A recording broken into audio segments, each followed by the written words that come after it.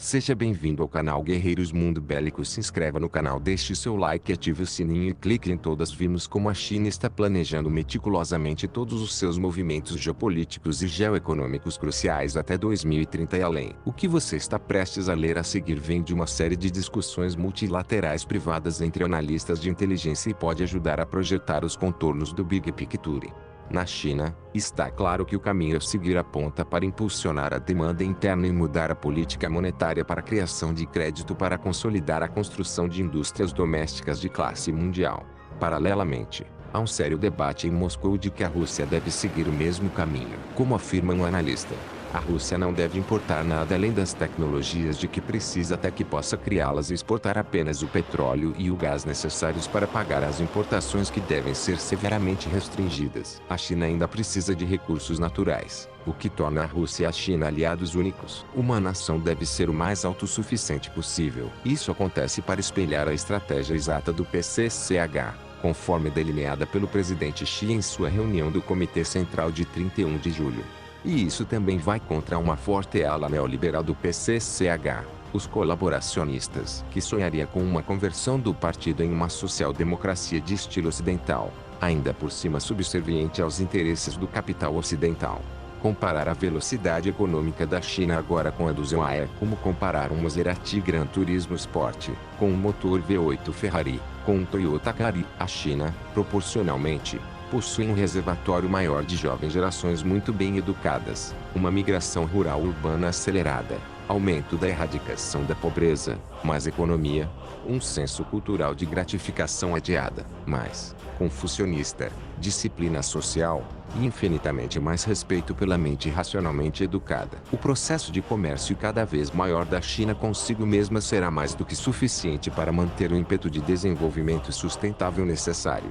O fator hipersônico. Enquanto isso, na frente geopolítica, o consenso em Moscou, do Kremlin ao Itamaraty, é que o governo Trump não é capaz de chegar a acordos. Um eufemismo diplomático que se refere a um bando de mentirosos de fato.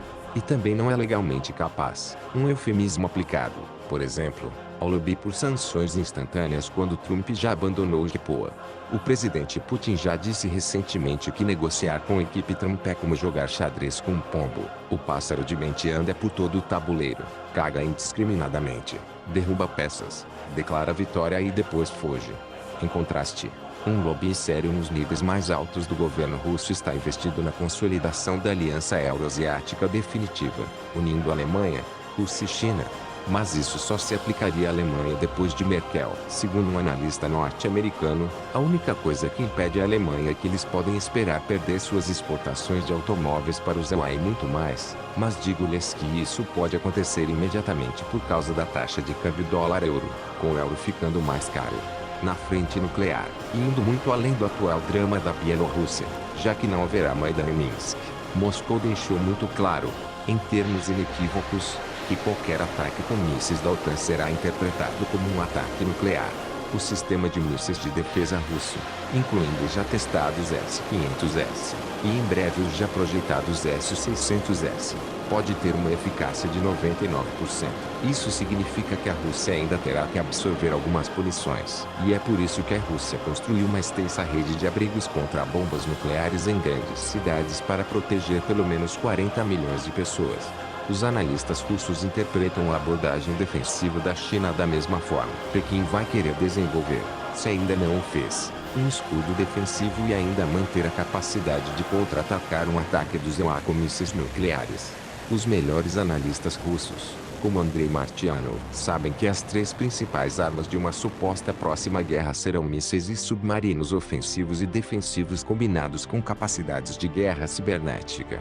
A arma-chave hoje, e os chineses entendem isso muito claramente, são os submarinos nucleares. Os russos estão observando como a China está construindo sua frota de submarinos, carregando mísseis hipersônicos, mais rápido do que os ZOA. As frotas de superfície estão obsoletas. Uma matilha de submarinos chineses pode facilmente derrubar uma força-tarefa de porta-aviões. Essas 11 forças-tarefa de porta-aviões do ZOA são, na verdade, inúteis. Portanto, no caso horrível de os mares se tornarem inexpugnáveis em uma guerra, com ZOA, Rússia e China bloqueando todo o tráfego comercial, Esse é o principal motivo estratégico que leva a China a obter o máximo dos seus recursos naturais por terra da Rússia. Mesmo se os dutos forem bombardeados, eles podem ser consertados em nenhum momento. Daí a suprema importância para a China do poder da Sibéria. Assim como a gama estonteante de projetos da Gazprom. O fator Hormuz. Um segredo bem guardado em Moscou é que logo após as sanções alemãs impostas em relação à Ucrânia, uma grande operadora global de energia abordou a Rússia com uma oferta de desviar para a China nada menos que 7 milhões de barris por dia de petróleo mais gás natural. Aconteça o que acontecer, a proposta surpreendente ainda está na mesa de Shimon Nadin, um importante consultor de petróleo, gás do presidente Putin.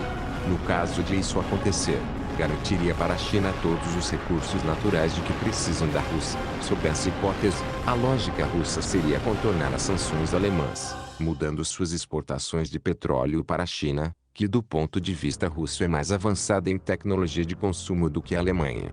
É claro que tudo mudou com a conclusão iminente do Nord Stream 2, apesar da equipe Trump não ter feito prisioneiros para punir todos os que estavam à vista.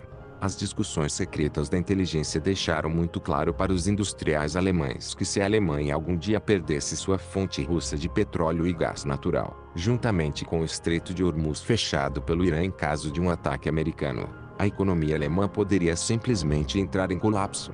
As considerações cruzadas da inteligência centram-se em um cenário que pressupõe um colapso, bastante improvável, do governo em Teherã. A primeira coisa que Washington faria neste caso seria puxar o interruptor do sistema de compensação SWIFT. O objetivo seria esmagar a economia russa. É por isso que a Rússia e a China estão ativamente aumentando a fusão dos sistemas de pagamento russo-mir e chinês chips, além de contornar o dólar americano no comércio bilateral. Houve sérias discussões entre os países da inteligência sobre a possibilidade de um outubro surpresa patrocinado pelos Irã envolvendo uma falsa bandeira a ser atribuída ao Irã. A pressão máxima da equipe Trump sobre o Irã não tem absolutamente nada a ver com o JPOA. O que importa é que, mesmo indiretamente, a parceria estratégica Rússia-China deixou muito claro que Teherã será protegido como um ativo estratégico, e como um nó-chave da integração da Eurásia. Já foi armado em Pequim que, caso esse cenário algum dia ocorresse, a China poderia perder seus dois aliados principais de uma só vez, e então ter que enfrentar Washington sozinha, ainda em um estágio de não poder assegurar para si todos os recursos naturais necessários. Isso seria uma ameaça existencial real. E isso explica a razão por trás da crescente interconexão da parceria estratégica Rússia-China mais o acordo China-Irã de US$ 400 bilhões e duração de 25 anos.